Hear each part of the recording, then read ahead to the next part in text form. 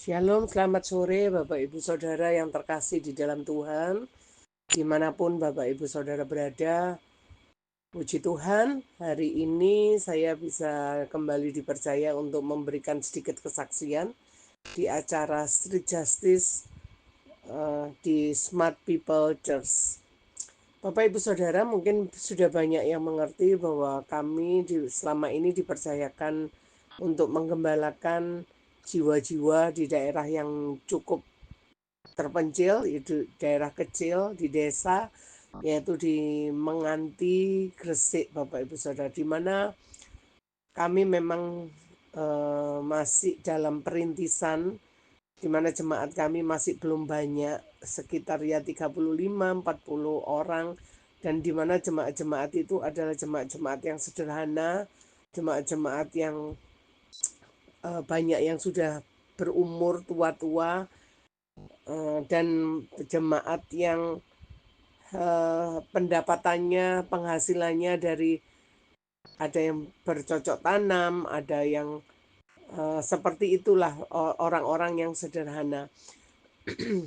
Memang kami mulai dari hal yang awal Bapak Ibu Saudara, di mana gereja itu juga masih kosong, belum ada isinya apa-apa. Tapi karena semua karya Tuhan yang ajaib, akhirnya Tuhan yang memperlengkapi sendiri, baik itu semua peralatan musik, juga LED-nya, AC-nya, semua Tuhan yang memperlengkapi. Begitu juga dengan jiwa-jiwa. Nah, jiwa-jiwa ini Bapak Ibu Saudara seperti firman Tuhan katakan di Yohanes 12:32, Yohanes 12 ayat 32, di mana dikatakan bahwa di mana aku ditinggikan, maka aku sendiri yang akan membawa jiwa-jiwa untuk datang kepadaku.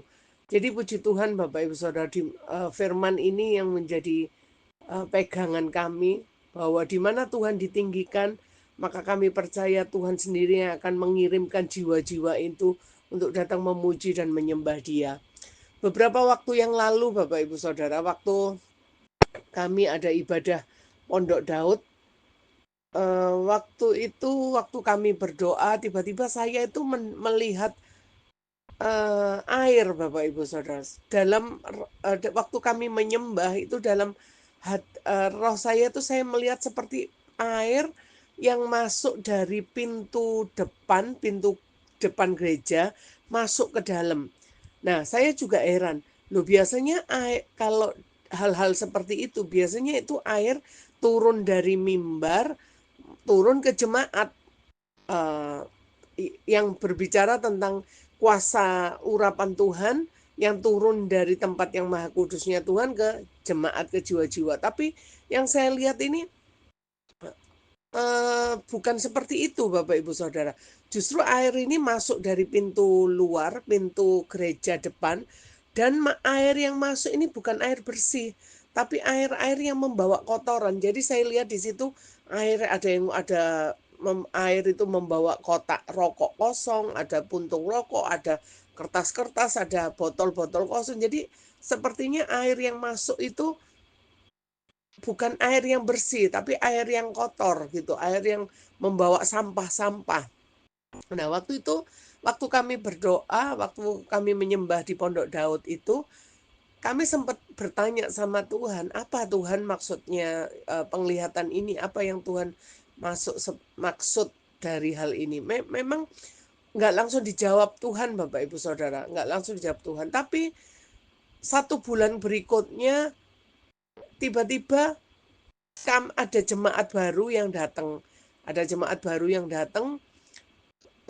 Jemaat ini ternyata dulu memang backgroundnya kehidupan yang nggak benar Bapak Ibu Saudara.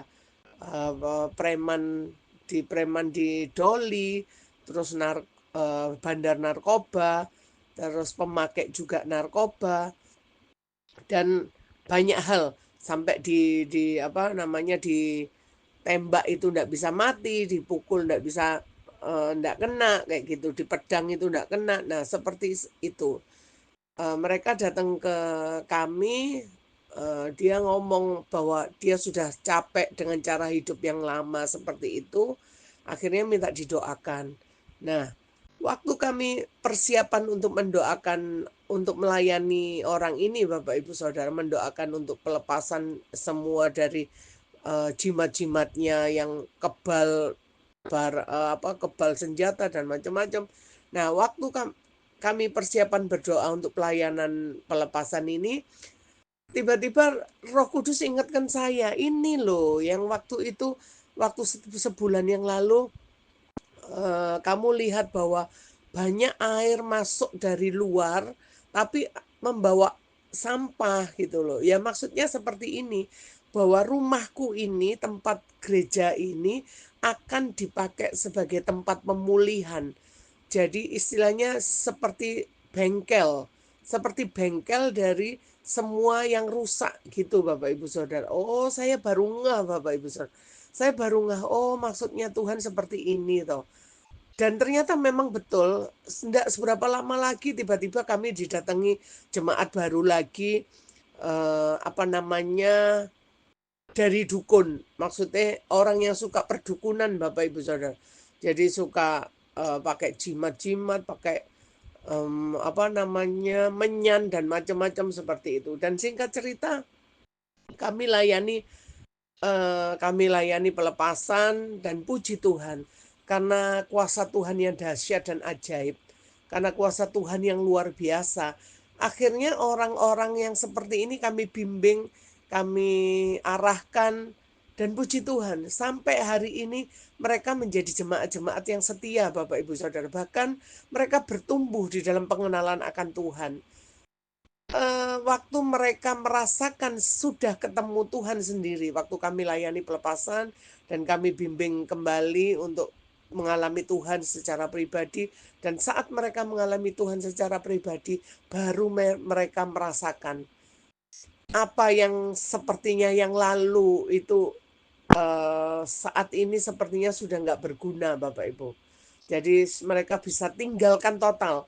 Padahal nggak gampang loh Bapak Ibu untuk meninggalkan kayak narkoba, kayak gitu-gitu, nggak gampang. Mau meninggalkan rokok aja nggak gampang. Tapi kalau sudah mengalami Tuhan secara pribadi, dijamah oleh kuasa Roh Kudus sendiri, tiba-tiba aja bisa dia lepaskan semua. Tiba-tiba aja dia sudah nggak doyan lagi hal-hal seperti itu. Begitu juga dengan yang perdukunan ini. Puji Tuhan, sudah mulai lagi mengenal Tuhan, belajar menyembah, belajar membaca firman, dan seperti itu. Dan puji Tuhan sampai hari ini mereka menjadi jemaat-jemaat kami yang setia. Akhirnya menjadi contoh bagi yang lain bahwa karya Tuhan itu ajaib. Dosa semerah kermisi pun sanggup Tuhan ubahkan menjadi putih salju, seputih salju, asal kita benar-benar datang bertobat sungguh-sungguh, minta ampun Tuhan sungguh-sungguh, dan minta Tuhan ubahkan. Dan seperti itu Bapak Ibu Saudara, berlanjut seperti itu. Dan puji Tuhan hari-hari ini Tuhan kirimkan memang jemaat-jemaat di gereja kami ini orang-orang dalam tanda kutip Bapak Ibu Saudara. Ada satu lagi di beberapa waktu yang lalu dikirim lagi seorang ibu yang hidupnya sebatang kara, tidak punya siapa-siapa, tidak punya anak. Bahkan waktu dibawa ke gereja kami itu sudah sepertinya hopeless Bapak Ibu. Tidak punya harapan lagi untuk hidup. Akhirnya waktu minggu datang ke gereja kami, akhirnya sorenya saya kembali kunjungan ke mereka. Memang kami kalau ada jemaat-jemaat yang baru atau rutin kami kunjungi, ya meskipun sekedar say hello, kami doakan mereka, ya cuman sekedar itu gitu Bapak Ibu. Nah, waktu kami datang ke ibu yang janda yang enggak punya apa-apa sebatang kara ini, waktu datang saya ke rumahnya ini, waduh, memang rumahnya ya lumayan, maksudnya rumahnya ya lumayan, cuman ya karena mungkin karena sudah tidak punya harapan hidup ya. Jadi yang namanya rumah itu bentuknya tidak kayak rumah Bapak Ibu Saudara. Yang namanya di ruang tamu itu sandal itu bisa ada di sana, ada di sini, sepatu itu bisa melesat sana, melesat sini. Di ruang tamu itu ada sikat gigi, ada sabun, ada panci, ada apa. Nah, seperti itu Bapak Ibu Saudara. Terus waktu kita datang ke situ, kita masuk, ya saya sempat batin dalam hati, wow, kok kayak gini ya. Ternyata setelah kita ngobrol-ngobrol, ternyata dia kenapa bisa seperti itu? Karena dia berpikir bahwa buat apa gitu loh. Buat apa aku noto ini semua, toh nanti juga aku ya mati. Aku ya ndak punya siapa-siapa. Aku juga ndak punya harapan untuk hidup. Nah, singkat cerita, akhirnya kami terus monitor Bapak Ibu Saudara. Sering kami kunjungi, kadang kami sore kami datang ke situ, kami bawakan makanan untuk makan malamnya dia, terus kami kasih sedikit uang untuk belanja, untuk sarapan, makan siang. Kami kunjungi gitu, terus kami juga jelaskan bahwa pengharapan itu ada. Bersama Yesus pasti ada jalan keluar. Tidak ada yang mustahil. Meskipun hari ini seolah-olah masa depanmu nggak ada, seolah-olah kamu tidak bisa apa-apa, tapi saat kita mengalami Yesus, pasti Tuhan yang beri kekuatan. Nah, singkat cerita, akhirnya sering kami ajak ngobrol seperti itu, kita kunjungi, kita bimbing seperti itu. Ya puji Tuhan Bapak Ibu Saudara, akhirnya bisa bisa apa ya? Ya sedikit bisa mandiri, artinya nggak terlalu hopeless gitu ya. Meskipun karena enggak ada kendaraan, enggak ada apa, jadi setiap berangkat ke gereja, Sabtunya gitu saya mesti ke rumahnya, kita ngasih uang gojek untuk dia berangkat berangkat ke gereja dan nanti pulang ke gereja. Dan puji Tuhan, eh, bisa akhirnya pelan-pelan bisa bertumbuh juga kerohaniannya. Meskipun ya memang karena sudah tua, jadi ya kadang seperti anak kecil lagi ya, perlu dibimbing, perlu ngalemi, perlu diapa ya seperti itu. Dan memang seperti itu Bapak Ibu Saudara. Nggak gampang ternyata. Penggembalaan itu ternyata nggak mudah gitu loh. Karena yang sini sudah diurusi, diberesi, ternyata yang sana yang ganti gini, nanti sana diurusi, ganti yang sini seperti ini, dan seperti itu. Dan puji Tuhan, memang tidak ada yang satu kebetulan bagi Tuhan. Kalau memang Tuhan percayakan kami, saya percaya Tuhan akan memperlengkapi kami. Semakin hari kami akan dimampukan untuk mengurusi bermodel-model jemaat yang seperti itu.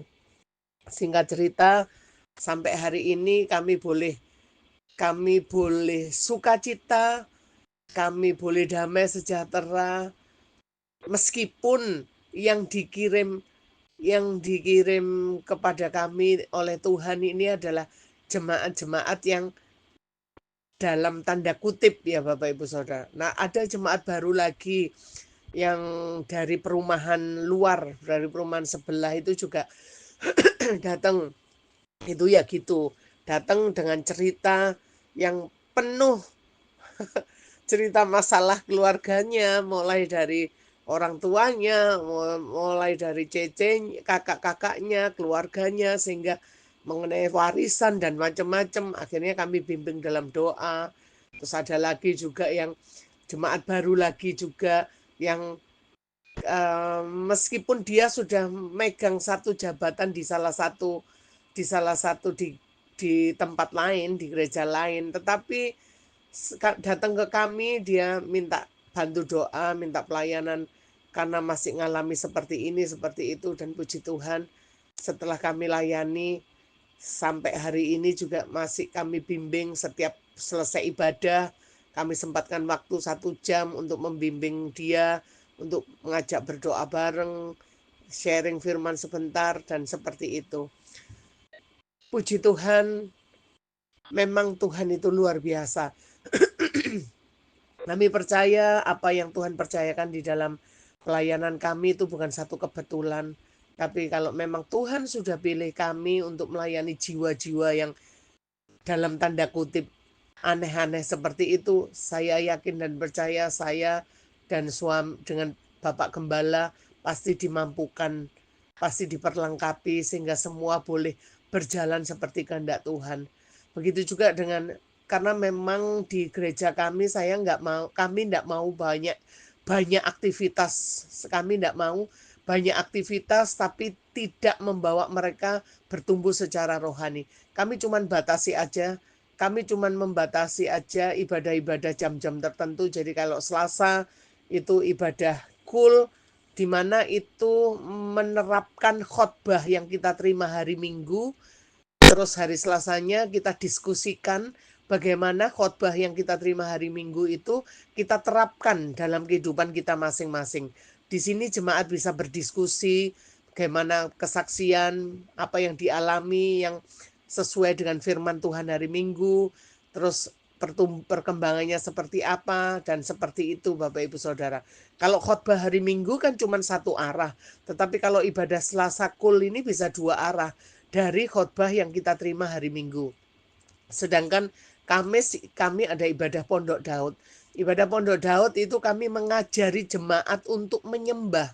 Karena kami tahu, saya sendiri sadar Bapak Ibu Saudara, dulu sebelum saya bertumbuh di dalam Tuhan, saya dulu juga gitu. Mungkin banyak orang juga mengalami hal yang sama seperti yang saya alami dulu.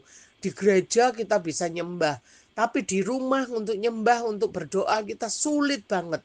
Nah, makanya di ibadah Pondok Daud itu kita ngajari jemaat untuk suka tinggal di dalam hadirat Tuhan. Harus dilatih, harus dipaksa. Daging kita harus dipaksa untuk suka menyembah. Nah, kalau kita sudah suka menyembah, saya percaya doa kita tidak perlu kata-kata yang bagus, kata-kata yang indah. Tapi doa dengan kata-kata yang sederhana. Tapi saat kita punya keintiman dengan Tuhan, doa sesederhana apapun, pasti Tuhan akan lakukan, pasti Tuhan akan kerjakan.